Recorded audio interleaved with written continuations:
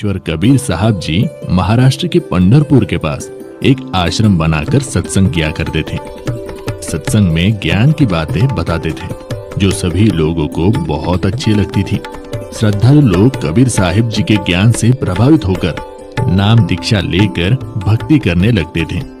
धीरे धीरे उनको भक्ति करने से बहुत से चमत्कार भी होते थे। कबीर साहब जी के सत्संग समागम में लोग बड़ी उमंग से आते थे।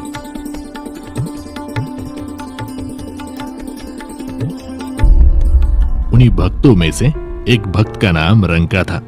रंका भगत जी एक सच्चे सेवक थे। उनकी पत्नी बंका तथा बेटी अवंका भी भक्ति किया करती थी। उनका परिवार बहुत निर्धन था। दोनों पति पत्नी जंगल से सूखी लकड़ियां तोड़कर लाते थे और उनको शहर में बेचकर अपना घर चलाते थे। उस काम में वो बहुत ही मेहनत किया करते थे।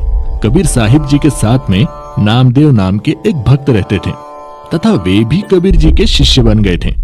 एक दिन उन्होंने अपने गुरुदेव कबीर जी से प्रार्थना की और बोले, हे गुरुदेव, आपके भगत रंका बहुत निर्धन है। ये जंगल से लकड़ियां तोड़ कर लाते हैं और उसको शहर में ले जाकर बेचते हैं। वहां से धन इनको प्राप्त होता है और उससे ये अपना गुजारा बड़ी मुश्किल से कर पाते हैं। इनका शरीर भी बहुत कमजोर हो गया है। पूरा दिन मेहनत करने में लगे रहते हैं, इसलिए भक्ति करने का समय भी बहुत ही कम मिलता है। इनको कुछ धन प्रदान कीजिए ताकि इनका निर्वाह ठीक से हो सके।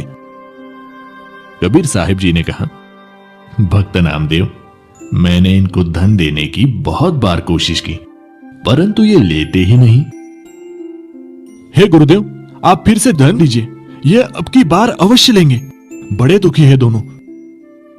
ठीक है बेटा, समय आने दो। एक दिन रंका और बंका रोजाना की तरह जंगल से लकड़ियां सिर पर लेकर आ रहे थे। जिस रास्ते से वे दोनों आ रहे थे तो कबीर जी अपने शिष्य नामदेव जी को साथ लेकर उसी रास्ते पर आ गए।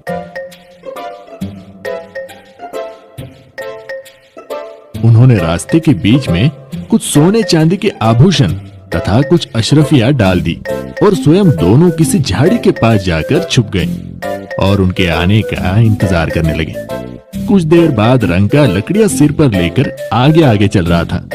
उनकी पत्नी बंका भी पीछे पीछे लकड़ियां लेकर आ रही थी। अचानक रंका की नजर नीचे पड़ी। उसने देखा कि सोने चांदी के आभूषण तथा अशरफियां पड़ी हुई है। अरे, इस घने जंगल में ये किसका धन गिर गया है? यहाँ तो कोई भी आसपास दिखाई नहीं दे रहा है। ये धन जिसका भी होगा, ऐसे हम प्रयोग भी नहीं कर सकते। लेकिन मेरी पत्नी मेरे पीछे पीछे आ रही है। कहीं उसकी नजर इन पर पड़ गई तो वो भक्ति में विचलित हो सकती है, क्योंकि स्त्री को आभूषण बहुत प्रिय होते हैं। कहीं उसके मन में लालच आ गया तो सारा काम बिगड़ जाएगा। ये विचार करके सारे धन को छुपाने के लिए उस पर पैरों से मिट्टी डालने लग गया। बंका की नजर अपनी पति की गतिविधियों पर पड़ी तो उसे बात समझते देर न लगी और दूर से ही कहने लगी, चलो चलो भगत जी, मिट्टी पे मिट्टी क्यों डाल रहे हो? हाँ हाँ, चलो घर चलते हैं, आज तो बहुत देर हो गई। फिर दोनों पति पत्नी उस सारे धन को लांग कर घर चले गए। देख लो नामदेव, अब मैं क्या करूं, ये धन लेते ही नहीं। नामदेव जी को भी एहसास हो गया कि उनके लिए ये धन तो मिट्टी के समान है।